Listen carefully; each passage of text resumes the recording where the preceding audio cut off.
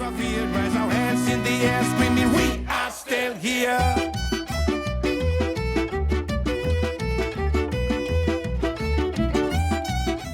Je suis née en 1959, donc j'ai 61 ans.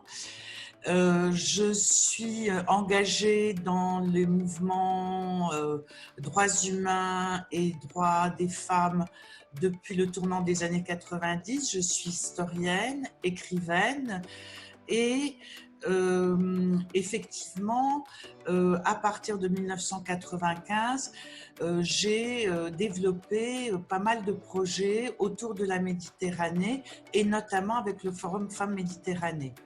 J'ai décidé avec mon compagnon de me battre au niveau culturel parce que c'est aussi, ça fait partie aussi des questions importantes de notre région et de déménager de Paris en Provence où nous avons restauré une chapelle romane du XVIe siècle et où nous avons eu en 2018 et 2019 beaucoup de concerts, spectacles, y compris avec des artistes de la Méditerranée, un musicien irakien, enfin voilà, des choses assez extraordinaires, un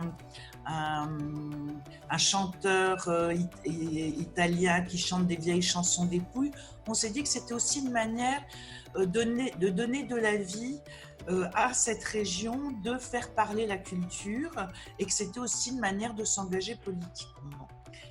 Donc en 2019, nous avons eu une saison absolument formidable et en 2020, bien évidemment, tout a dû s'arrêter en raison du Covid, de l'épidémie de Covid. Mon implication est à la fois sur le terrain, là où je vis, c'est-à-dire que je fais partie du conseil d'action sociale de ma communauté, de mon village, que je suis en lien avec la région toute proche. Nous sommes à 1 heure de Marseille, donc nous sommes très impliqués dans la vie de Marseille et je continue à être en lien avec des femmes autour de la Méditerranée, avec qui je communique régulièrement de par mes activités passées, que ce soit au Liban, que ce soit en Italie, que ce soit dans les Balkans,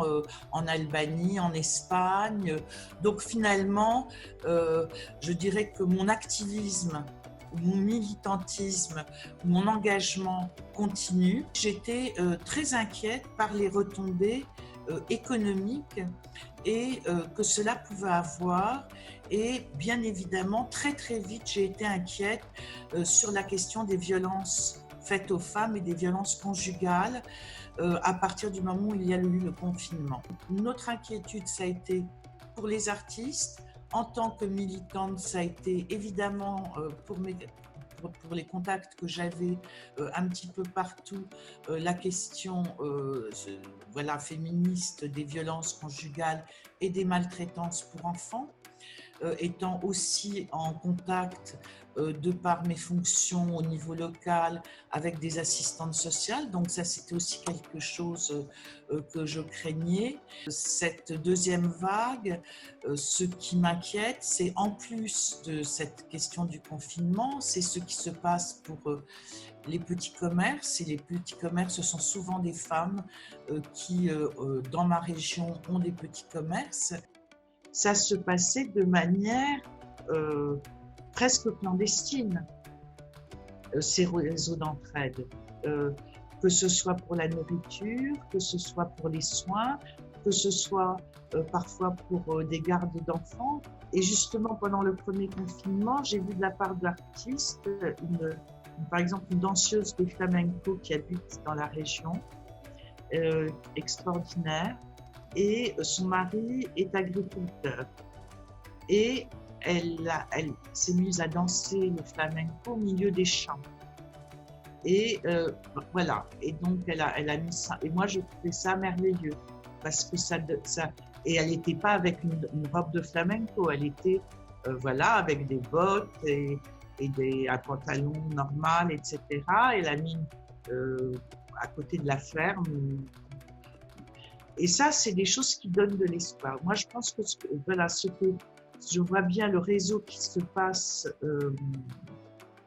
qui est très intéressant, qui est simplement des gens qui me transmettent des images de choses qu'ils aiment, c'est quelque chose, me semble-t-il, qui fait du bien.